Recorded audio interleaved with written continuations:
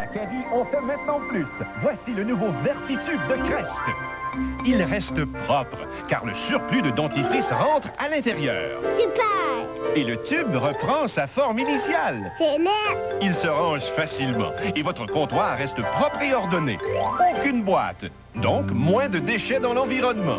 Yeah! Le nouveau Vertitube de Crest, il se tient debout devant. La carie? Et le tartre.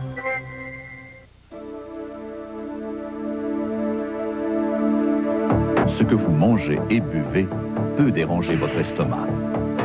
Choisissez alors un remède qui agira là où vous en avez besoin. Pepto-Bismol fait plus qu'envelopper votre estomac.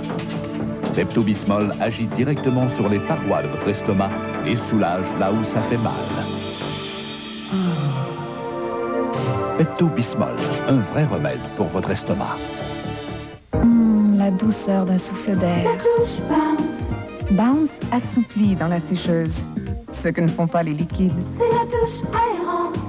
À l'aide du vent chaud dans la sécheuse, Bounce aère les fibres et donne aux vêtements la douceur aérante.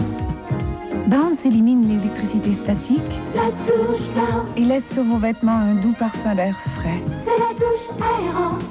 Aucun liquide n'agit comme Bounce. La douche Bounce. C'est la douche aérante. Le docteur a besoin de Vaporub. C'est pour ce Vaporub? Ah oui, c'est la nouvelle lotion Vaporub. Regarde, c'est pas gras. Et la vapeur agit de 3 façons. D'abord sur ta... Poitrine? pour ta congestion. Ensuite sur ton... Mon dos. Oui, pour soulager les muscles qui font mal.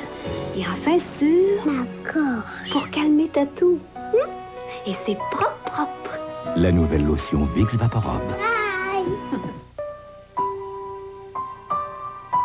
Ils n'ont pas eu la vie facile. Et pourtant, ils ont semé la joie et l'amour dans tout ce qu'ils faisaient. On le voit dans le chocolat fin qu'ils ont créé il y a plus d'un siècle. Et que l'on peut encore savourer aujourd'hui. Un gage d'amour et de joie de la famille Ganong à la vôtre pour la période des fêtes. Les chocolats Ganong. C'est traditionnellement une affaire de goût.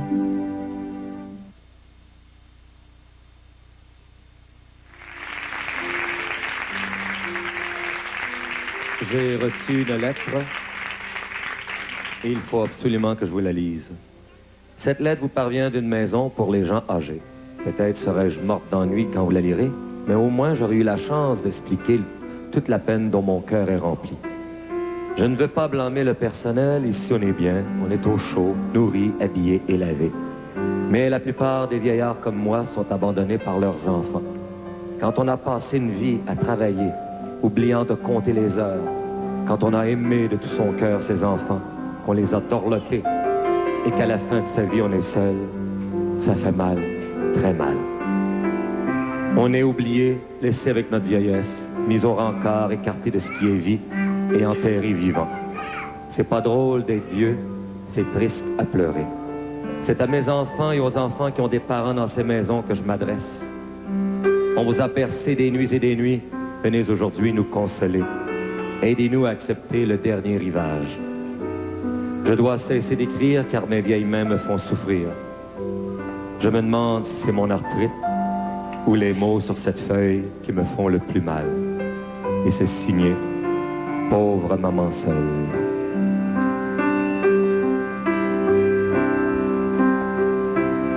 Petits enfants, jouez dans la prairie. Chantez, chantez le doux parfum des fleurs. Profitez bien du printemps de la ville. Tôt, tôt, hélas, vous verserez des pleurs. Dernier amour de ma vieillesse, venez à moi, petits enfants, je veux de vous une caresse pour oublier les cheveux blancs. Petits enfants, vous avez une mère. Et tous les soirs, près de votre berceau, pour elle au ciel, offrez cette prière. Aimez-la bien jusqu'au jour du tombeau. Dernier amour de ma vieillesse, venez à moi, petits enfants. Je veux de vous une caresse pour oublier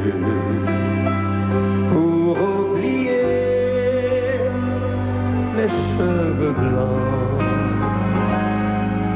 En vieillissant, j'ai connu la tristesse.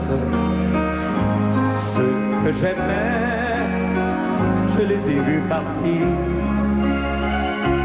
Oh, laissez-moi vous prouver ma tendresse. C'est en aimant que je voudrais mourir. Dernier amour de ma vieillesse, venez à moi, petits enfants. Je veux de vous une caresse pour oublier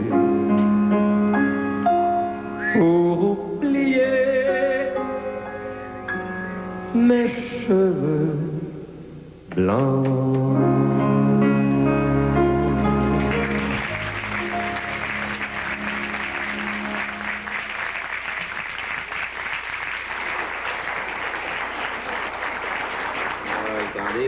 Ah, ben mon Claude, ça me fait plaisir de te voir ici. Hein. Tu sais que t'es mon seul client qui est venu me voir ce soir. Es-tu sérieux? Ouais. Prendrais-tu un petit café?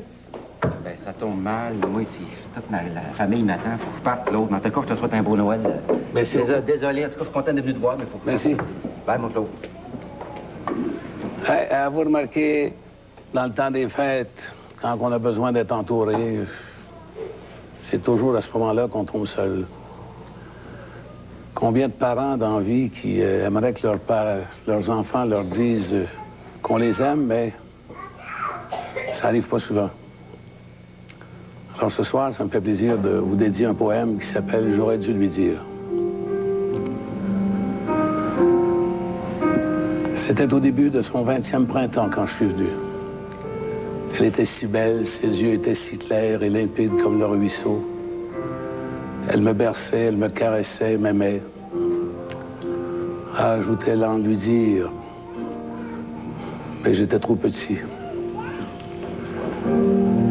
À ma première journée d'école, elle était là, tout près de moi.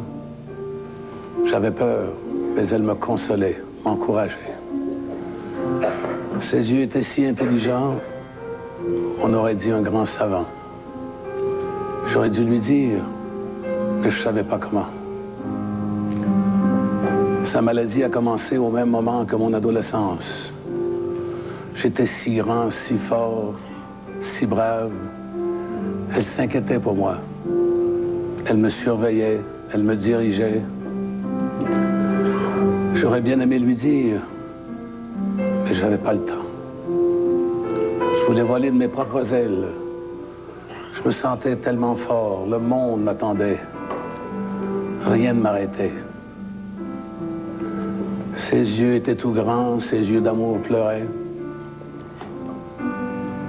Là, j'aurais dû lui dire, mais j'étais bien trop grand. Puis un jour, je me suis marié. Je me rappelle dans l'église, son regard plein d'amour posé sur moi. Ah oui, c'était le temps de lui dire, mais je pouvais pas. C'était trop gênant. Quand je lui ai montré son petit-fils pour la première fois, elle a pleuré. Mais son cœur chantait. Ses yeux, ses beaux grands yeux étaient si brillants. Pourtant, je pensais que je lui avais dit, mais non, non. Le silence tout le temps. Au mois d'avril, quand elle est partie, je me suis dit, c'est peut-être mieux comme ça. Elle avait tant souffert de cette maudite maladie.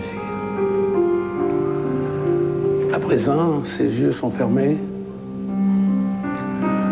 Les miens portent des larmes. J'aurais bien dû lui dire, pas maintenant, mais bien avant. Et puis aujourd'hui, je me pense un homme. Mais les problèmes de tous les jours nous font parfois fléchir. Je regarde là-haut pour voir ses yeux, ses beaux grands yeux, et ça me fait réfléchir. Maudit, j'aurais donc dû lui dire, maman, si tu m'entends, j'espère que tu me comprends. Je t'aime vraiment. Et que j'aurais donc dû te le dire, pas aujourd'hui, mais bien avant. Maman, je t'aime.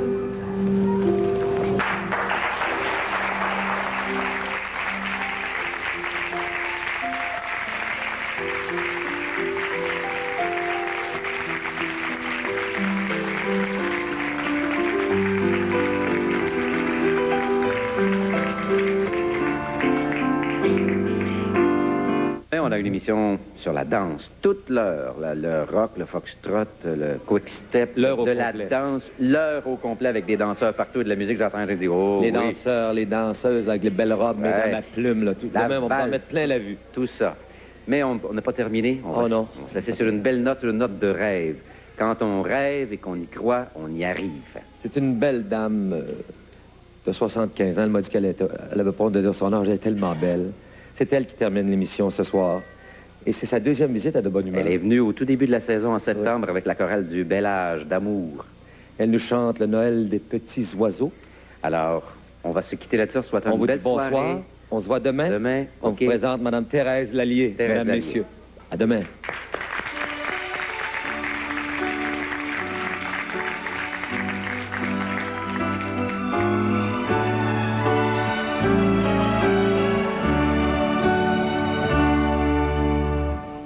Il est minuit, il vient de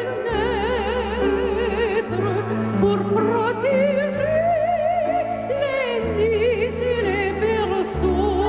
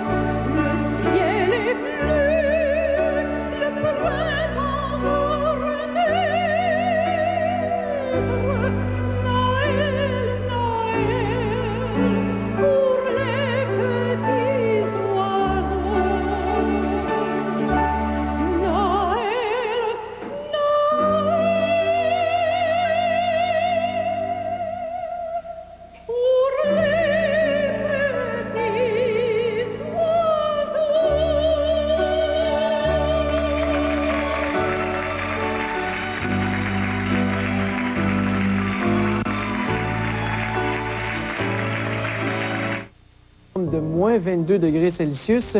Pour demain et mercredi, c'est la même chose, de la neige avec un maximum de moins 13. L'accumulation n'atteindra pas plus de 5 cm. Et pour jeudi, ce sera du soleil avec des nuages.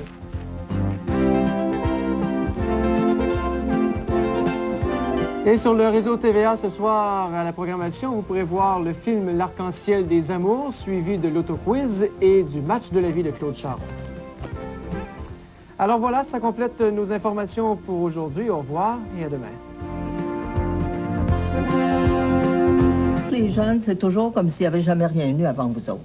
Comme si le monde avait commencé quand vous êtes arrivés.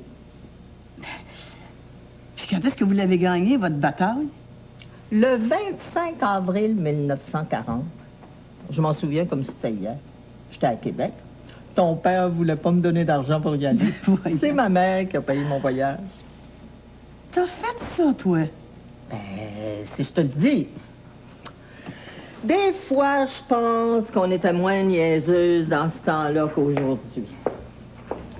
En tous les cas, quand on se tient entre femmes, ça marche.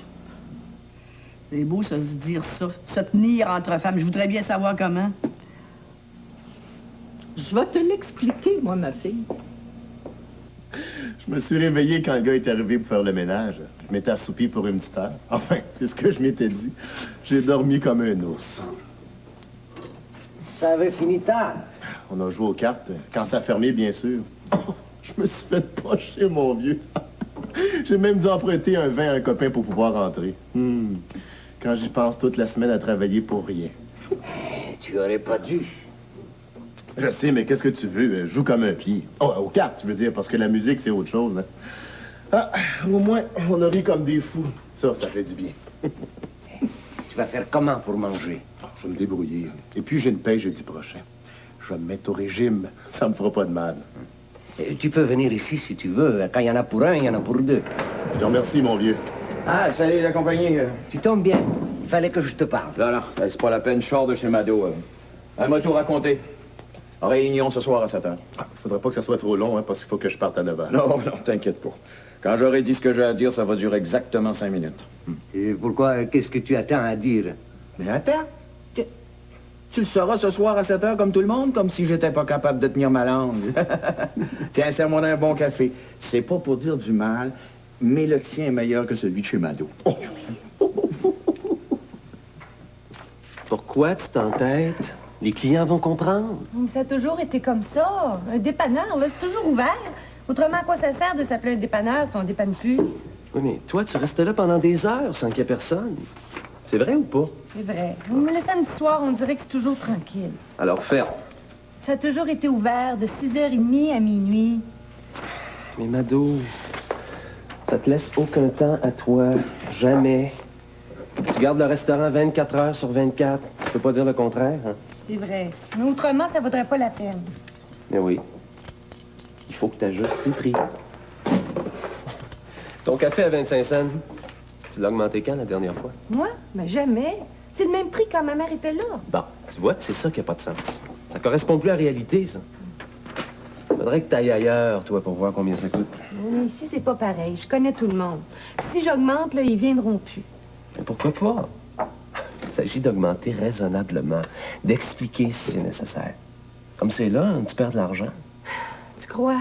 Ben, tes hamburgers, au prix que tu les vends, fait maison, parce que toi, tu sers de la vraie viande. Tu penses que ça a du bon sens? Je peux pas demander moins. Non, mais qui parle de demander moins? Il faut demander plus, un peu plus. Ils viendront plus. Nado, ils vont venir quand même. Parce que ce sera toujours moins cher qu'ailleurs. Et puis surtout meilleur qu'ailleurs. Je vais t'aider, tu vas voir. On va faire une pancarte. On va annoncer que le samedi, le restaurant ferme à 4 heures. Ça va nous faire une soirée juste pour nous deux.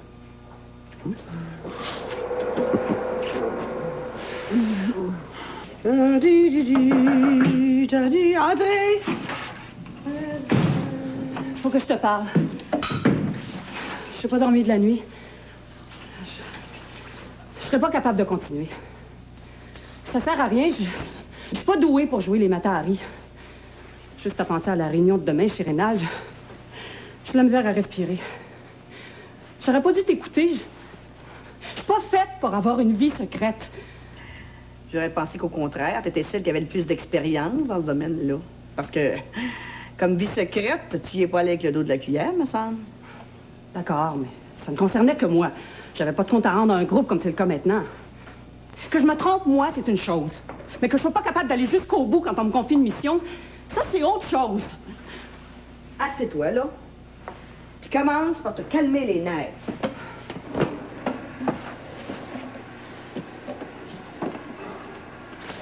Tu travailles pour l'élection de Rénal Cloutier. Un point, c'est tout. Oublie le reste. Je voudrais bien te voir, toi. Mais je vais me couper, c'est certain. J'ai l'impression que la planète tourne autour de toi, ma pauvre Gertrude. Tu peux pas faire comme tout le monde. Te taire puis faire ce qu'on te demande. Tiens, prends l'exemple d'un moment. Cette femme-là s'est battue pour qu'on obtienne le droit de vote aux côtés de Thérèse Casgrain en 1940. Penses-tu qu'elle s'en vante à tout le monde? Pas du tout. Il vient juste de l'apprendre ce matin. Voyons, c'est pas pareil, ça. Ben oui, c'est pareil. Qu'est-ce qu'on te demande au juste, là? Hein? D'ouvrir les yeux, d'ouvrir les oreilles, puis de te fermer la boîte. Ça me semble que c'est pas si compliqué que ça, Seigneur. Tu veux que je le fasse à sa place? Ça me ferait pas peur. Alors, sinon, maman, c'est pas possible. Ça ferait pas. Parce que c'est possible qu'elle soit obligée de rouler des hanches. Mais ça, elle devrait être capable de le faire. Hein, je pense. Et j'entends.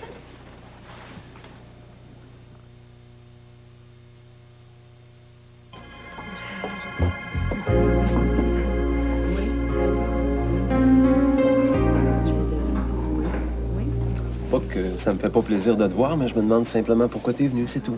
C'est Marilyn qui m'a dit que t'étais ici des fois. J'ai eu le goût de venir. Je sors de l'hôpital, j'ai marché. En fait, je sais pas pourquoi je suis venue, j'étais sûre que tu serais pas là. J'aurais pris un café puis je serais partie. Tu es avec elle? Avec Mado? Ah, je donne un coup de main. C'est une fille très bien, puis j'ai de la tendresse pour elle. Ah.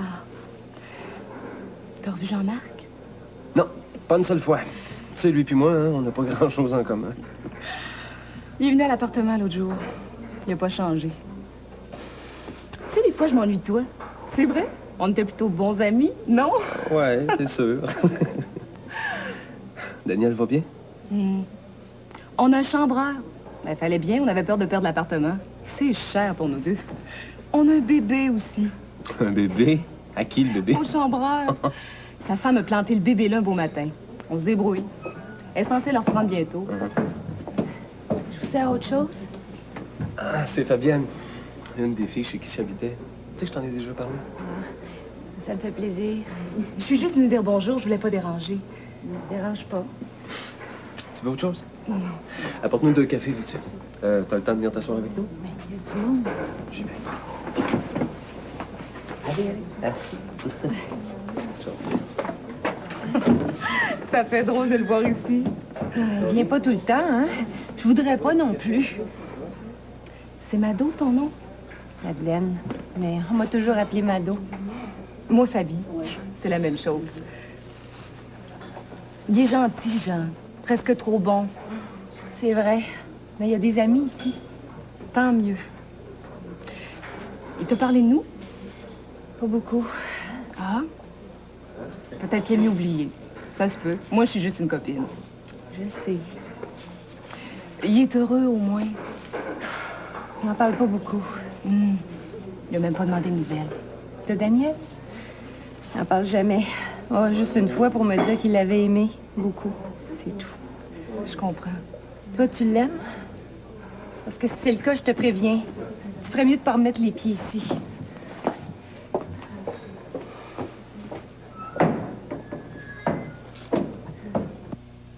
Faut pouvoir compter sur toi, Gertrude. Je serais pas capable. Faut pas changer d'idée toutes les 5 minutes. Oh non, qu'est-ce qu'ils ont encore fait que leur clé, les autres? Tu les laisses faire tout ce qu'ils veulent. Maman! Elle leur fait prendre des cours de toutes sortes de choses. C'est bon pour eux. En parlant de quelqu'un qui change d'idée pour 5 minutes, entre Georges. Merci. Excusez-moi, mesdames. Hein, Marilyn, c'est à propos de la réunion de ce soir. J'aimerais ça te voir 2 minutes. Ah, tu peux parler devant elle, hein? On pas de secret. As-tu mangé? Viens t'asseoir.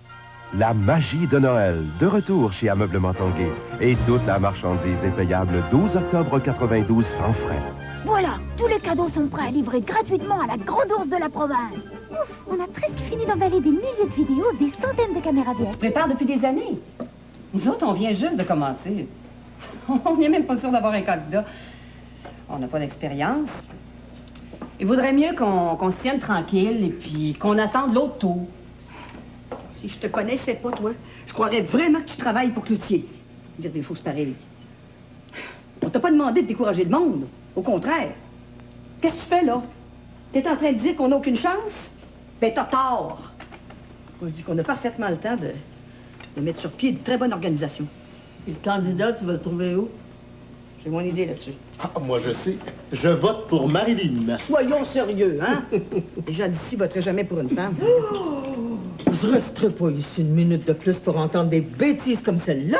Je me suis pas battue pendant 15 ans de ma vie pour entendre ma fille dénigrer les femmes, non, je suis certain. Je dénigre pas les femmes, maman. Mais je connais mon monde, hein? Les gens d'ici voteraient jamais pour une femme. Encore bien moins pour une femme de ménage. Je t'avais dit de faire des études aussi. J'ai mon idée sur le candidat. Il va juste s'agir de le convaincre. Vous, M. Malouin? Bon, ben non, pas lui, mais pas toi. Aussi bien délire sa fille, c'est elle qui décide de tout. C'est méchant ce que tu dis là, hein? Et puis, ça intéressera pas ma fille, pas plus que moi d'ailleurs. Hey, ça prend de la gueule pour être candidat, hein? Puis moi, je te vois très bien, Marilyn. Ben oui, comme t'as pas la langue dans ta poche. Ben j'ai dit non! OK. Seigneur, j'en suis sûr de comprendre. Ah! Puis, Ben, il va vous le dire lui-même. faut dire simplement, Georges, t'es juste dans ma cuisine. Toi, Marilyn, tu mérites pas ce que je vais faire pour toi. Bon. Ben, j'accepte. Bon. OK, explique-leur ce que t'acceptes, là. Ben, j'accepte de jouer le jeu jusqu'à ce que vous ayez trouvé quelqu'un d'autre. Je dis pas un mot à personne, et puis je ferai comme si j'étais toujours le candidat. Tu veux toujours tes 3 costumes? Ben non, je joue. Il n'y a rien compris. Non, écoute, c'est-à-dire qu'il n'y a rien de changé, là. Il fait juste comme si. Comprends-tu? Nous autres aussi, on va tous faire comme si. Et toi, là, Gertrude, tu y vas au meeting demain, là. Il n'y a strictement rien de changé, là. Sauf qu'à un moment donné, ça va vous prendre un vrai candidat. Oui. Mais des fois, un candidat, maman, on l'a juste sous le nez, là. Il s'agit juste de savoir le convaincre. Pas vrai, Jean?